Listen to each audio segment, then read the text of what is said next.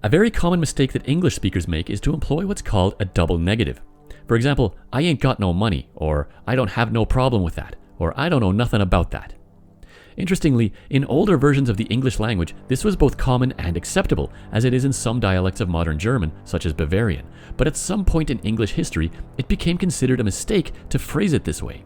After all, if I say, I don't know nothing, then technically I'm saying that I do know something. But the intended meaning of this phrasing is obvious, so you'd have to be pretty pedantic to call someone out on making this mistake. In fact, it's quite common in casual speech. The direct German equivalent would be something like, Ich hab nicht kein Problem damit, or Ich weiß nicht nichts, which I don't think I've ever heard anyone say in German, so I suspect that this is a mistake more commonly heard in English than in German.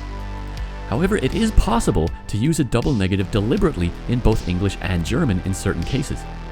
Let's look at a couple of quick examples.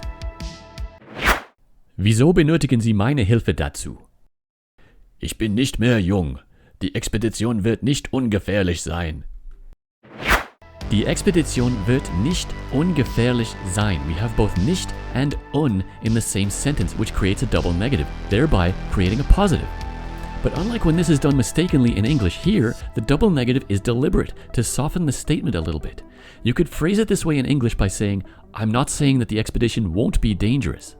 Here we have both not and won't in the same sentence, and what we end up meaning with that is, I am saying that the expedition will be dangerous. When phrasing it this way, there's usually an implied but at the end of the sentence. For example, I'm not saying that the expedition won't be dangerous, but it will be worth it. Let's look at another example. Wurden Ihre Systeme in Mitleidenschaft gezogen? Es wäre nicht unmöglich. Es wäre nicht unmöglich. Again, we see nicht and in the same sentence. The equivalent English would be to say it's not impossible, meaning that it is in fact possible. These examples fall under the umbrella of leidetes, a very old English grammatical construct also called ironic understatement. This is where a positive is expressed as a negation of its contrary. Leidetes often use a double negative, but not always. Other examples include saying, not bad, when you actually mean good, or she's not unattractive, meaning she is kind of attractive, or saying it's not impossible, meaning that it is in fact possible.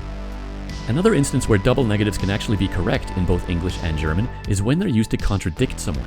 For example, if someone says, you know absolutely nothing about it, you might angrily contradict them by saying, I don't know nothing about it, meaning that you do in fact know something about it. Or, if someone accuses you of having done nothing when you were supposed to be accomplishing something, you might answer with, I haven't done nothing, meaning that you have done something.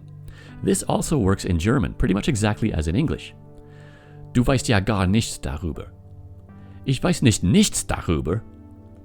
Du hast heute absolut gar nichts getan. Ich habe nicht nichts getan. Well, I don't hope that you haven't not enjoyed this episode. Just remember, double negatives aren't not always not a bad thing, and in fact, sometimes they're not entirely not useful. We won't not see you next time on Learn German from TV.